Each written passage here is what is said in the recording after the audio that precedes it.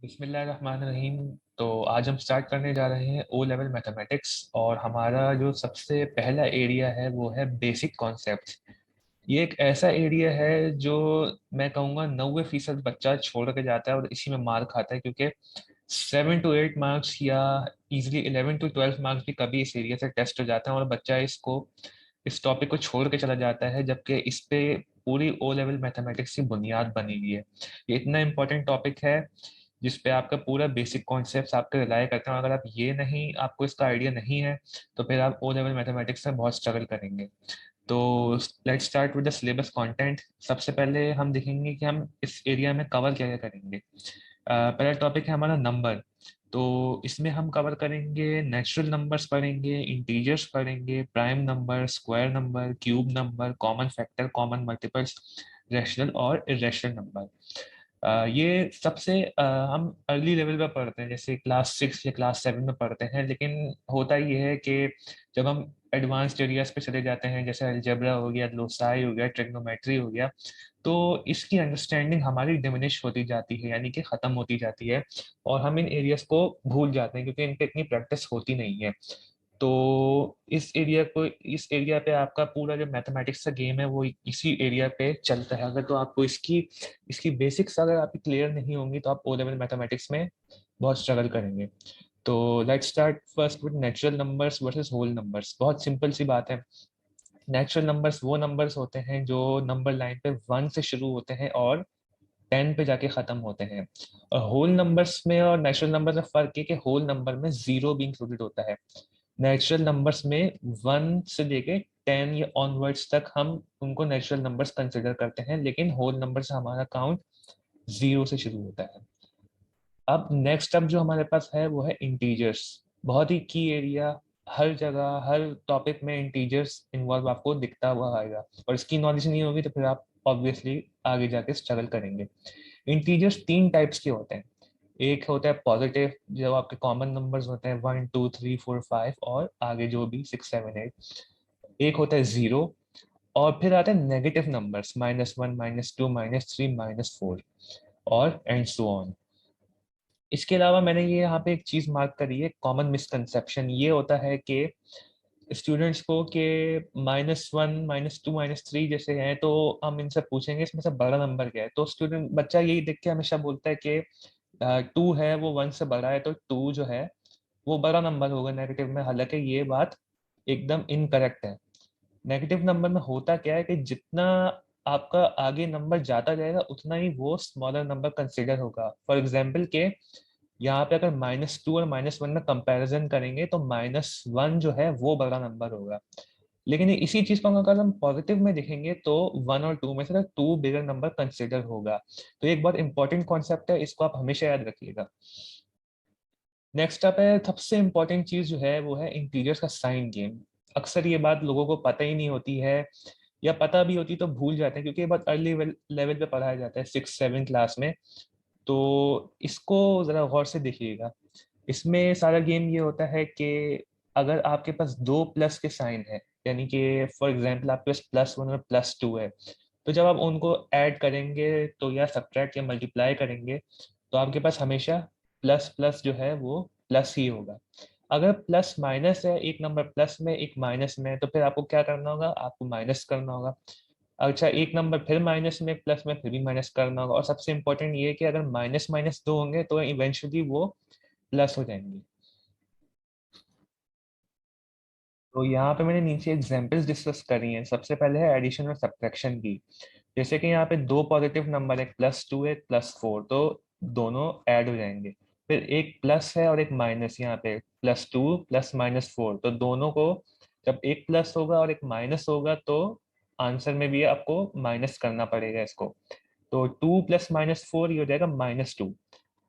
अच्छा, एक चीज बहुत जरूरी कि हमेशा जब भी सब्ट्रैक्शन और एडिशन के केसेस होंगे तो इसमें जो आपका आंसर आएगा उसमें जो साइन होगा आंसर का, वो जो बड़ा नंबर होगा उसका साइन होगा। जैसे कि यहाँ पे 4 के साथ, 4 यहाँ पे बड़ा नंबर है, 4 के साथ माइनस है तो हमने आंसर में भी माइनस को लेना है। अच्छा, ये चीज हमने नीचे देख ली कि -2 है +4, तो यहाँ पे भी माइनस हुआ लेकिन आंसर +2 आया। +2 इसलिए क्योंकि हमने बड़े साइन का नंबर लिया। +4, 4 के साथ प्लस है, हमने इसको प्लस लिया, इसमें को माइनस नहीं लिया। ये इन दो केसेस में डिफरेंस है 2 और 3 में। फिर है नंबर 4, -2 + -4, दोनों नेगेटिव नंबर्स हैं। तो होगा भी क्या कि ये माइनस होगा, दोनों माइनस माइनस प्लस हो जाएगा। तो हमने इनको ऐड कर दिया, और क्योंकि 4 के साथ माइनस का साइन है तो माइनस के साथ हम 6 के साथ हमने माइनस लगा दिया, क्योंकि sign of the bigger number हम हमेशा रिजल्ट में लिखेंगे एडिशन और सब्ट्रैक्शन के केसेस के लिए। फिर आ गया मल्टीप्लिकेशन की एग्जांपल्स। मल्टीप्लिकेशन में ये वाली टिप जो है ये आपके काम नहीं आएगी।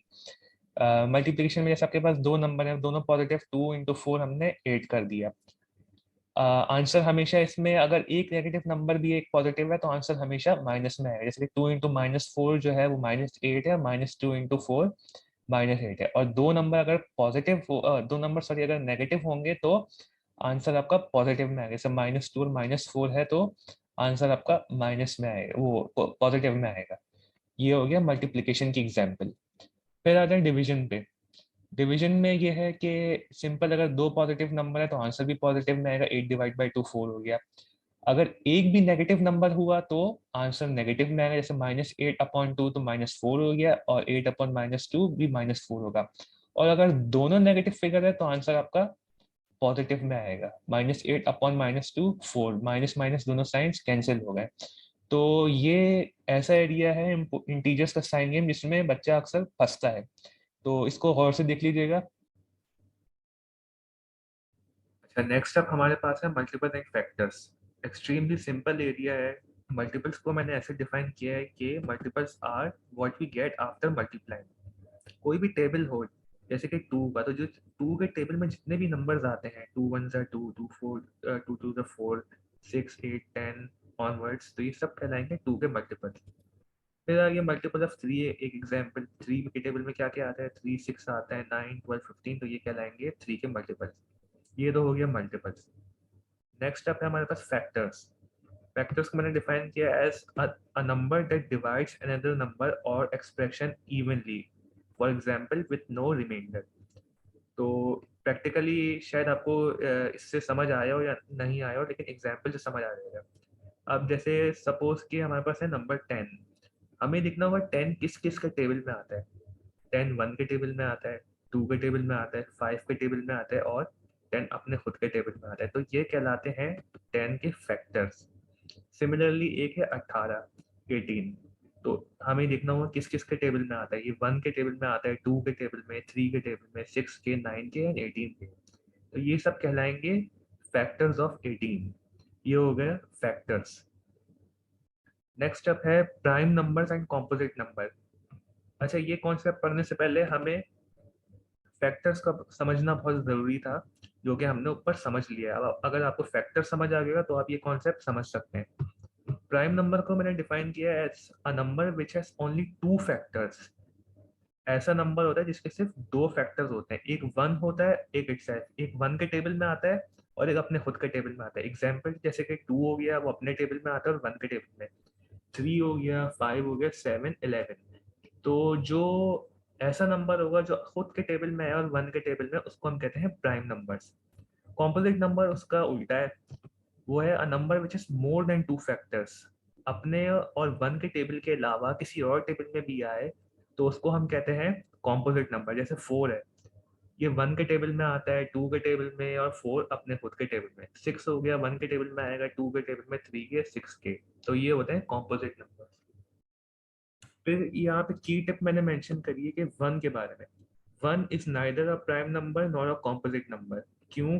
क्योंकि ये दोनों की डेफिनेशन के अंदर फॉल नहीं करता। ना तो इसके कोई 2 फैक्टर्स हैं, ना 2 से ज्यादा फैक्टर्स हैं, तो इसको हम कुछ भी कंसिडर नहीं करेंगे।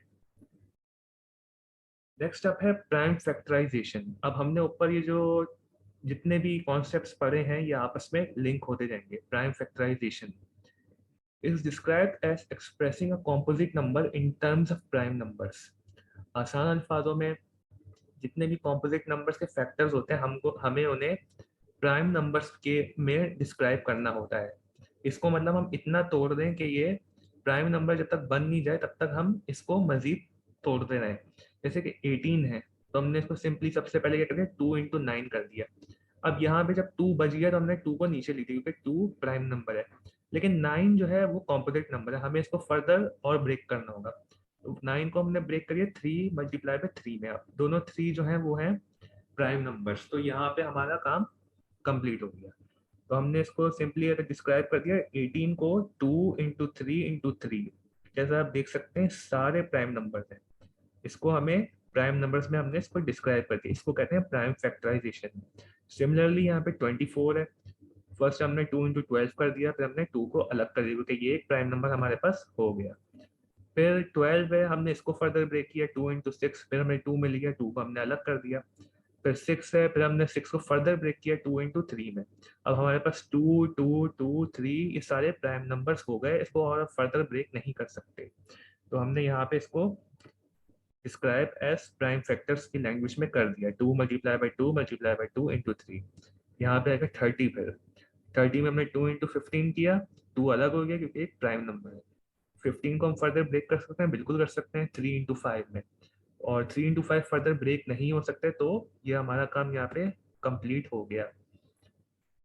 ठीक है, यहाँ पे मैंने वापस लिखा है note, we will always ignore 1 since it is neither a prime number nor a composite number. 1 में आप इसको ब्रेक नहीं करेंगे, जैसे 18 है तो आपने 1 × 18 कर दिया, ऐसा नहीं होगा, क्योंकि 1 नाइदर प्राइम नंबर है नॉर कॉम्पोजिट नंबर, ये डेफिनेशन में आता ही नहीं है, 1 आपको लेना ही नहीं है।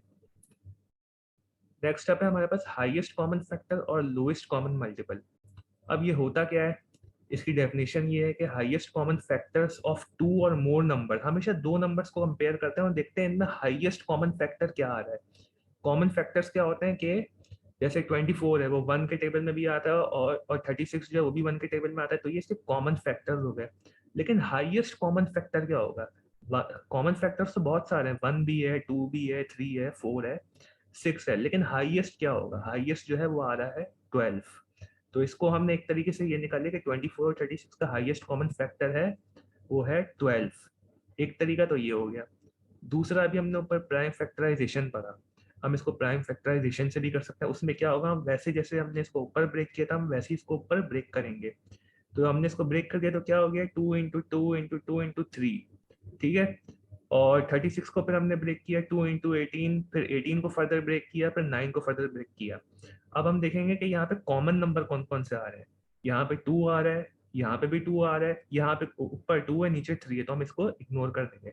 और यहाँ पे 3 और 3 आ रहे हैं, तो हम जितने भी मतलब ऊपर और नीचे सेम नंबर होंगे हम उनको एज एंड रिजल्ट पे ले लेंगे, और फिर हम इसको मल्टीप्लाई करेंगे तो देखें आपका आंसर वही आ रहा है 12।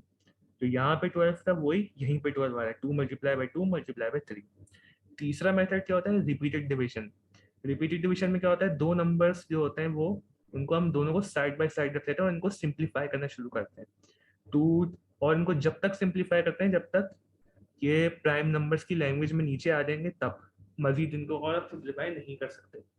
तो यहाँ पे भी हमने इसको 2 से किया पहले, फिर 12 और 18 आ गया, फिर 2 से किया, फिर 6 और 9 आ गया, फिर 3 से किया तो 2 और 3। अब फर्दर इसको सिंप्लीफाई नहीं कर सकते, फिर हमने इनको मल्टीप्लाई कर दिया 2 × 2 × 3, तो हमारे पास फिर भी आंसर कितना आया, 12। तो ये तीन तरीके हैं, जो सा भी आसान लगे उसमें से आप कर सकते हैं। पर्सनली जो मेरा फेवरेट मेथड है वो है रिपीटेड डिविजन, क्वाइट सिंपल। अच्छा, अब नेक्स्ट अब हमारे पास है लीस्ट कॉमन मल्टीपल, या हम इसको कह भी सकते हैं लोएस्ट कॉमन मल्टीपल। इसमें होता ये है कि हम कोई से भी दो नंबर, जैसे यहाँ पे 5 और 6 है, हम इसके मल्टीपल्स को कंपेयर करते हैं और देखते हैं इनमें से कॉमन मल्टीपल कौन सा आ रहा है। तो यहाँ पे जो हमारे पास सबसे पहले कॉमन मल्टीपल आ रहा है वो है 30। तो इसका दोनों का लीस्ट मल्टीपल कॉमन जो है वो कॉमन मल्टीपल जो है वो होगा 30। अच्छा, आपके दिमाग में एक सवाल भी आएगा कि 5 12 60 और 6 10 60, यानी कि दोनों के टेबल में 60 भी आता है, तो आपने 60 को क्यों नहीं लिया। इसके रीजन ये है कि हम यहाँ पे हम लीस्ट कॉमन की बात कर रहे हैं, यहाँ पे सबसे जो छोटा नंबर है हम उसकी बात कर रहे हैं, जो शुरू में जो आ जाएगा जैसे कि 30 आ गया है, तो ये हमारा लीस्ट कॉमन मल्टीपल कहलाएगा। अब एलसीएम के तीन तरीके होते हैं, एक तरीका तो आपने देख लिया, दूसरा तरीका बिल्कुल जो एचसीएफ की तरह होता है, लेकिन फर्क ये होता है कि हम एचसीएफ में ये जो दो फिगर्स होती हैं जो कॉमन नहीं होती हैं इनको इग्नोर कर देते हैं। एचसीएफ में आप, एचसीएफ में हम इसको इग्नोर कर देते हैं इस फिगर को, 2 और 3 को हम डायरेक्ट 2 जो कॉमन फिगर होती है हम उनको दे देते हैं। लेकिन एलसीएम में ऐसा नहीं होगा। एलसीएम में करेंगे क्या कि जो कॉमन फिगर्स होंगी 2, 2 और 3 वो तो आएंगी, उसके अलावा जो बच जाएंगी 2 और 3 हम उसको भी कंसिडर करेंगे। तो हमारा एलसीएम इसमें बन जाएगा 72, 24 और 36 का। सिमिलरली हम रिपीटेड डिवीजन से भी कर सकते हैं। रिपीटेड डिवीजन में एचसीएफ में ये होता था कि हम यहाँ पे रुक जाते थे 2, 2, 3 और ये हमारा एचसीएफ रहता। लेकिन एलसीएम में क्या होगा कि हम इन दो नंबर्स को भी मल्टीप्लाई करेंगे एंड रिजल्ट के लिए, 2, 2, 3, 2 और 3, तो ये बन जाएगा 72। तो ये 3 मेथड्स हैं एलसीएम इस्तेमाल करने के लिए। तो जो भी इसमें से आपको आसान लगे जस्ट लाइक एचसीएफ, तो आप उसमें से इस्तेमाल कर सकते हैं। मेरी तरफ से जो रेकमेंडेड है वो है repeated division method. Next step है स्क्वायर नंबर्स। सिंपल वर्ड्स में स्क्वायर नंबर कहते हैं जब हम किसी भी एक नंबर को उसी नंबर से एक बार मल्टीप्लाई करते हैं। जैसे कि 2 है तो हम इसको 2 × 2 कर दें तो 4, तो 2 का स्क्वायर कहलाएगा 4। सिंबल में हम इसको ऐसे लिख सकते हैं, जैसे जैसे 2 है, 2 की पावर 2, तो हम इसको कहेंगे जो पावर 2 होता है इसको हम कहते हैं स्क्वायर। जैसे यहाँ पे मैंने 3 की पावर 2 लिखी है तो ये 3 स्क्वायर कहलाएगा। 3 3 9। इसी तरीके से 4 स्क्वायर जो है वो 16 हो जाएगा, 4 4 16, 5 स्क्वायर 25 हो जाएगा एंड सो ऑन। अब स्क्वायर रूट जो होता है वो इनवर्स उल्टा होता है, इसका रिवर्स होता है। जैसे कि स्क्वायर रूट, हमने यहाँ पे 2 का स्क्वायर निकला 4, तो उसी तरीके से स्क्वायर रूट ऑफ 4 जो होगा वो होगा 2। इसको हम इस तरीके से लिखते हैं, जैसे कि 4 का अंडर रूट जो है वो 2 होगा, अंडर रूट 4 होगा 2। इसी तरीके से यहाँ पे जैसे हमने 3 का स्क्वायर निकाला था 9, तो जब 9 अंडर रूट लिखेंगे, सॉरी ये इसकी ये 3 होगा, तो स्क्वायर रूट ऑफ 9 जो है वो 3 होगा। इसी तरीके से आता है क्यूब। अब क्यूब में ये होता है कि स्क्वायर स्क्वायर में तो हम ये करते थे कि हम एक नंबर को उससे एक बार मल्टीप्लाई करते थे, जैसे 2 × 2।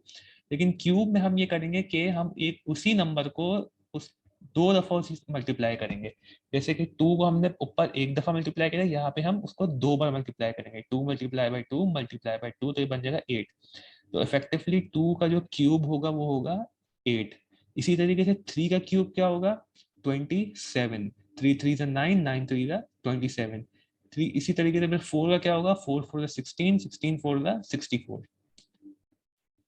फिर क्यूब रूट आ गया, इसका भी ये बिल्कुल स्क्वायर रूट की तरह है।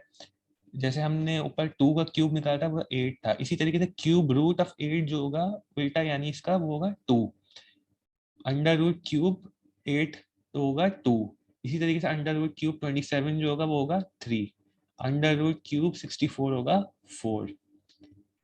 Final concept, rational numbers, irrational numbers और रियल नंबर्स। अब रियल नंबर्स क्या होते हैं? सबसे पहले रियल नंबर्स वो होते हैं जो कि नंबर लाइन पे आते हैं, सारे नंबर लाइन 0 1 2 3 -1 -1 -2 -3, ये सब होता है रियल नंबर्स। अब रियल नंबर के अंदर दो कैटेगरीज होती हैं, एक होती है रैशनल नंबर्स और एक होती है इररेशनल नंबर्स। रैशनल नंबर, हम इसकी जो आसान डेफिनेशन वो है इसको हम फ्रैक्शन में डिफाइन कर सकते हैं, और उस फ्रैक्शन में सिर्फ इंटीजर्स होंगे। इंटीजर्स यानी कि पॉजिटिव फिगर्स भी हो सकता है, जीरो भी हो सकता है और माइनस फिगर भी हो सकता है। रैशनल नंबर्स में और ये होता है कि अगर ये डेफिनेट पॉइंट में आ रहा है तो हम इसको पॉइंट में भी लिख सकते हैं, फ्रैक्शन में आ रहा है तो फ्रैक्शन में भी लिख सकते हैं, और डेसिमल के लिए कंडीशन ये होगी कि रिपीटिंग फिगर्स हो। जैसे यहाँ पे 9.454545 है, तो अगर रिपीटिंग फिगर्स होंगी तो हम उसको रैशनल नंबर कंसीडर करेंगे, वरना रैशनल नंबर्स को नहीं कंसीडर करेंगे। जैसे यहाँ पे एक एग्जांपल है 1.243487, तो यहाँ पे ये रिपीटिंग फिगर्स नहीं है तो ये इररेशनल नंबर्स कंसिडर्ड होंगे। इसके अलावा ये फ्रैक्शन है 7/8, तो ये भी रैशनल नंबर होगा। अगर माइनस में कोई फिगर होगी उसको भी हम रैशनल नंबर कंसिडर कर सकते हैं। प्लस में फिगर होगी वो भी रैशनल नंबर में आ सकता है। अंडर रूट 49 है, ये इफेक्टिवली 7 हो जाएगा, 7 7 49, तो ये भी रैशनल नंबर्स में आएगा। होल नंबर 0 1 2 3 ये भी कंसिडर होंगे एज रैशनल नंबर्स, और नेचुरल नंबर जो हमने ऊपर डिस्कस किए थे 1 2 3 4 5 6, ये सब भी रैशनल नंबर के अंदर फॉल करेंगे। इररेशनल नंबर में क्या होता है कि ऐसी फिगर जिसको आप फ्रैक्शन में डिस्क्राइब नहीं कर सकते, और जो डेसिमल में अगर उसका आंसर आएगा तो वो रिपीटिंग फिगर्स में नहीं होगा, अलग अलग फिगर्स होंगे, जैसे 1.24, 3, 4, 8, 7। अब अंडर रूट 2 है, इसको आप और फर्दर जब पॉइंट में लिखेंगे तो इसका भी आंसर कुछ अराउंड 1 पॉइंट ऐसी कुछ बनेगा, जो कि रिपीटिंग फिगर में नहीं होगा। Same case for under root 3 और पाई के लिए। पाई को लोग कहते तो 22/7 है, लेकिन रिपीटिंग फिगर्स नहीं है। अगेन 3.1427 वो कुछ ऐसा जाता है, तो पाई भी इरेशनल नंबर के अंदर फॉल करेगा। तो ये डिफरेंस है रैशनल नंबर्स में और इरेशनल नंबर्स में। तो ये थे हमारे कुछ टॉपिक्स जो हमने नंबर में हमने डिस्कस कर लिए। हमने नेचुरल नंबर्स डिस्कस कर लिए, हमने इंटीजर्स डिस्कस कर लिया है, prime number, square number, cube numbers, common factors, common multiples, rational number, irrational number, real numbers. हमने लोवेस्ट कॉमन मल्टीपल भी डिस्कस कर लिया और हाईएस्ट कॉमन फैक्टर भी।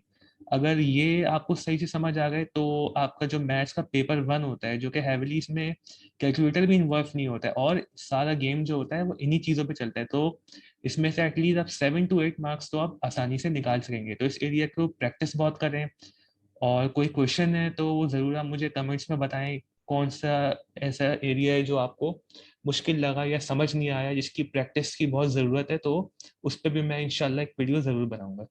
तब तक के लिए अल्लाह हाफिज़।